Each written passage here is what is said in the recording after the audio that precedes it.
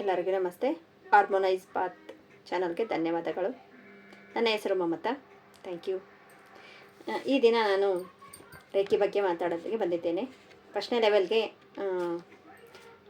ಲೆವೆಲ್ದು ಮಾಡಿದ್ದೇನೆ ನಾನು ವಿಡಿಯೋ. ನೋಡಿಲ್ಲ ಅನ್ನೋರು ನೋಡಿ. ಇವಾಗ ಸೆಕೆಂಡ್ನೇ ಲೆವೆಲ್ಲು, ರೇಖಿಯಲ್ಲಿ ಸೆಕೆಂಡ್ನೇ ಲೆವೆಲ್ಲು. ಅದರಲ್ಲಿ 3 ಸಿಂಬಲ್ಸ್ ಬರುತ್ತೆ.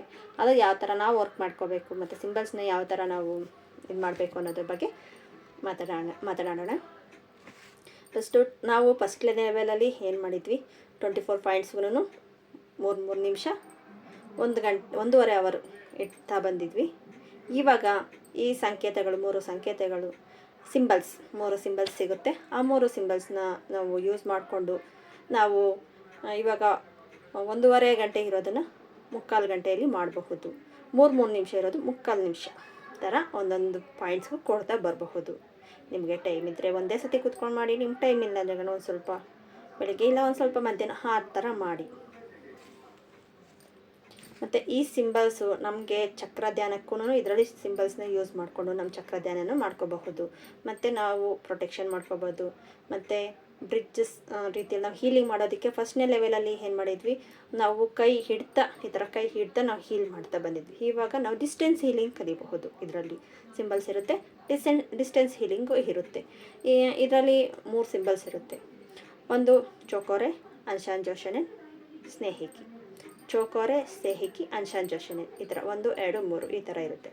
ಆದರೆ ನಾವು ಯೂಸ್ ಮಾಡಬೇಕಾಗಿರೋದು ಫಸ್ಟು ಅನ್ಶಾನ್ ಜೋಶನೆ, ಸ್ನೇಹಿಕಿ, ಚೋಕೋರೆ ಈ ಥರ.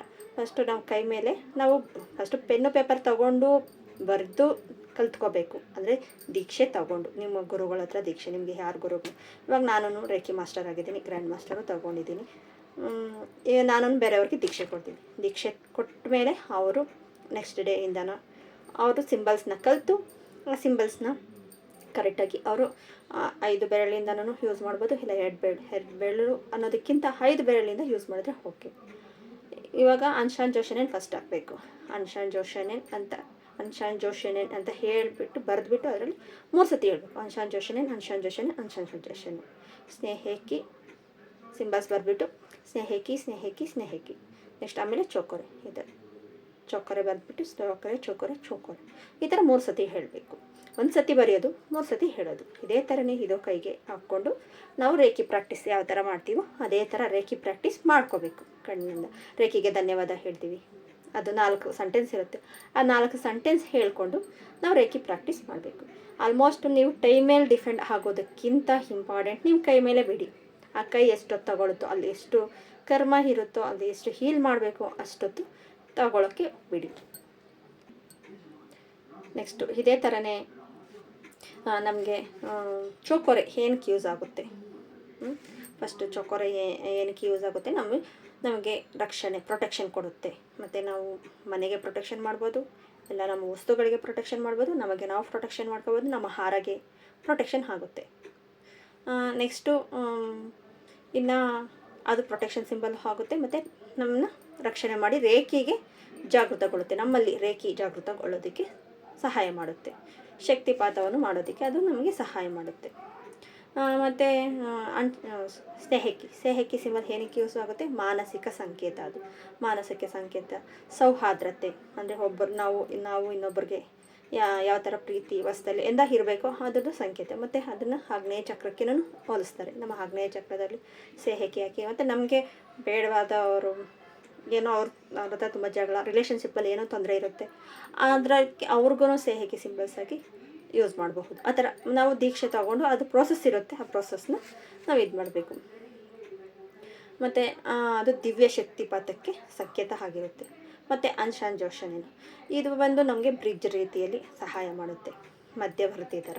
ಇವಾಗ ಡಿಸ್ಟೆನ್ಸ್ ಹೀಲಿಂಗಿಗೆ ಇದೇ ಮೇನ್ ಬೇಕಾಗಿರೋದು. ಅನ್ಶಾನ್ ಜೋಶನೆ ಸಿಂಬಲ್ಸ್ನ ನಾವು ಕಲಿತು ಯೂಸ್ ಮಾಡಿದ್ರೆ ನಾವು ಕೈ ಹಿಡ್ತಾ ಹೀಲಿಂಗ್ ಮಾಡೋದಕ್ಕಿಂತ ಅವರು ಡಿಸ್ಟೆನ್ಸ್ ಹೀಲಿಂಗಲ್ಲಿ ಅವರು ಫೋಟೋಗೆ ಮಾಡ್ಬೋದು, ಇಲ್ಲ ನಾವು ಅವ್ರ ಕಣ್ಮುಂದೆ ಇದ್ದರೆ ಅವ್ರು ಮಾಡ್ಬೋದು, ಇಲ್ಲ ಅವ್ರ ಫೋಟೋ ಇಲ್ಲ ಏನಿಲ್ಲ, ಅವ್ರನ್ನ ಯಾರು ಅಂತ ನಮ್ಗೆ ಗೊತ್ತಿರುತ್ತೆ, ನಾವು ಅವ್ರನ್ನ ಡಿಸ್ಟೆನ್ಸ್ ಹೀಲಿಂಗಲ್ಲಿ ಹೀಲ್ ಮಾಡ್ಬೋದು. ಮತ್ತು ಚಕ್ರವರ್ಣ ಧ್ಯಾನವೂ ಇದರಲ್ಲೇ ಬರುತ್ತೆ. ಚಕ್ರವರ್ಣ ಧ್ಯಾನದಲ್ಲೂ ಅಷ್ಟೇ, ನಮ್ಮ ಮೂಲಾಧಾರ ಚಕ್ರದಲ್ಲಿ ಕೆಂಪು ಬಣ್ಣ ಇರುತ್ತೆ. ಮೂಲಾಧಾರ ಚಕ್ರದಲ್ಲಿ ಅಲ್ಲಿ ಕೆಂಪು ಬಣ್ಣನ ಊಹಿಸ್ಕೊಂಡು ಮೂಲಾಧಾರ ಚಕ್ರಕ್ಕೆ ಅಲ್ಲಿ ಸಿಂಬಲ್ಸ್ ಅದು ಅಲ್ಲೂ ಅಷ್ಟೇ. ಫಸ್ಟು ಅನ್ಶಾನ್ ಜೋಶನೇನ್ ಸಿಂಬಲ್ಸ್ ಹಾಕಬೇಕು. ಸಿಂಬಲ್ಸ್ ಹಾಕಿ 3 ಸತಿ ಹೇಳಬೇಕು. ಅನ್ಶಾನ್ ಜೋಶನೇನ್ ಅನ್ಶಾನ್ ಜೋಶನೇನ್ ಅನ್ಶಾನ್ ಜೋಶನೇನ್. ಮತ್ತು ಸೆಹೆಕಿ ಸಿಂಬಲ್ ಸೆಹೆಕಿ ಅಂತ 3 ಸತಿ ಹೇಳಬೇಕು. ಚೋಕರೆ ಸಿಂಬಲ್ ಹಾಕಿ ಚೋಕೊರೆ 3 ಸತಿ ಹೇಳಿ ಅದು ಎನರ್ಜೈಸ್ ಆಗಿದೆ, ಬ್ಯಾಲೆನ್ಸ್ ಆಗಿದೆ. ಮೂಲಾಧಾರ ಚಕ್ರ ಬ್ಯಾಲೆನ್ಸ್ ಆಗಿದೆ. ಅದರ ಬಣ್ಣ ಕೆಂಪು ಬಣ್ಣ.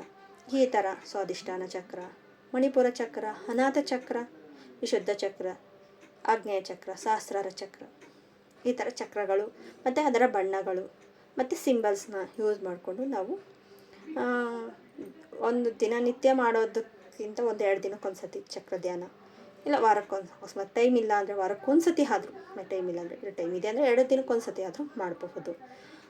ಚಕ್ರ ಬ್ಯಾಲೆನ್ಸಿಂಗ್ ಆದರೆ ಈಗ ನಮ್ಮ ಕರ್ಮಗಳನ್ನು ಆದಷ್ಟು ನಮ್ಮನ್ನು ದಾರಿ ಮಾಡಿಕೊಡೋದಕ್ಕೆ ಹೆಲ್ಪ್ ಮಾಡುತ್ತೆ. ನಮ್ಮ ಚಕ್ರ ಬ್ಯಾಲೆನ್ಸಿಂಗ್ ಇಲ್ಲ ಅಂದಾಗ ಆವಾಗಲೇ ಕರ್ಮ ಬ್ಲಾಕೇಜ್ ಅಂತ ಹೇಳ್ತಾರೆ. ಚಕ್ರ ಬ್ಯಾಲೆನ್ಸಿಂಗ್ ಇಲ್ಲ, ನಮ್ಮ ಕೆಲಸಗಳೇ ಆಗಲಿ, ನಮ್ಗೆ ಏನು ಅಂದ್ಕೊಂಡಿದ್ದೀವೋ ನಾವು ಮ್ಯಾನಿಫೆಸ್ಟೇಷನ್ ಆಗಲಿ ಬೇಗ ವರ್ಕ್ ಆಗುತ್ತೆ. ಇದೇ ಥರನೇ ಸಿಂಬಲ್ಸು ಹಾಕಿ, ಮತ್ತು ಇದರಲ್ಲೇ ಪಿರಮಿಡ್ ಬರುತ್ತೆ, ವೈಟ್ ಪಿರಮಿಡ್ ಬರುತ್ತೆ. ಪಿರಮಿಡ್ ಹಾಕಿ ಅದರಲ್ಲೂ ನಾವು ಯಾರನ್ನ ಊಹಿಸ್ಕೊಳ್ತೀವೋ ಅದನ್ನು ಕುಳಿಸಿ ಅವ್ರಿಗೆ ಸಿಂಬಲ್ಸ್ ಹಾಕಿ ಅದು ಪ್ರೊಸೆಸಿಂಗ್ ಇರುತ್ತೆ. ಆ ಪ್ರೊಸೆಸಿಂಗ್ ಮಾಡಿಕೊಂಡು ನಾವು ಅವ್ರಿಗೂ ಹೀಲಿಂಗ್ ಮಾಡ್ಬೋದು, ಇಲ್ಲ ನಮಗೆ ಬೇಕಾಗಿರೋದನ್ನು ಹೀಲಿಂಗ್ ಮಾಡ್ಬೋದು. ಈ ಥರ ಸೆಕೆಂಡ್ ಲೆವೆಲಲ್ಲಿ ಇಷ್ಟೆಲ್ಲ ಇರುತ್ತೆ. ಓಕೆ ಫ್ರೆಂಡ್ಸ್, ನಿಮಗೆ ಈ ವಿಡಿಯೋ ಏನಾದರೂ ಇಷ್ಟ ಆಗಿದರೆ ಪ್ಲೀಸ್ ಸಬ್ಸ್ಕ್ರೈಬ್ ಮಾಡ್ಕೊಳ್ಳಿ, ಲೈಕ್ ಮಾಡಿ, ಶೇರ್ ಮಾಡಿ. ತುಂಬ ಜನಕ್ಕೆ ಶೇರ್ ಮಾಡಿದ್ರೆ ಅವ್ರಿಗೂ ಹೆಲ್ಪ್ ಆಗುತ್ತೆ. ಅವರು ಯಾವ ಥರ ಮಾಡಬೇಕು, ನಾವು ಸಿಂಬಲ್ಸ್ ಕಲ್ತಿರ್ತೀವಿ, ಯಾವ ಥರ ಮಾಡಬೇಕು ಅನ್ನೋದು ಅವ್ರಿಗೂ ಡಿಸ್ಟರ್ಬೆನ್ಸ್ ಇರುತ್ತೆ. ಅಂದರೆ ದೀಕ್ಷೆ ಕೊಡ್ತಾರೆ, ಸುಮ್ಮನೆ ಆಗೋಗ್ತಾರೆ, ಮತ್ತು ಕೇಳಬೇಕು ಅನಿಸೋದಿಲ್ಲ. ಏನಾದರೂ ಡೌಟ್ಸ್ ಇದ್ರೂ ಕೇಳಿ, ಕಮೆಂಟ್ ಬಾಕ್ಸಲ್ಲಿ ಕೇಳಿ, ನಾನು ಹೇಳ್ತೀನಿ. ಓಕೆ ಫ್ರೆಂಡ್ಸ್, ಹಾರ್ಮೋನೈಸ್ ಪಾತ್ಗೆ ಸ್ವಾಗತ. ನೀವು ಸಬ್ಸ್ಕ್ರೈಬ್ ಮಾಡಿಕೊಂಡು ನೋಡಿ ಪ್ಲೀಸ್. Okay, thank you.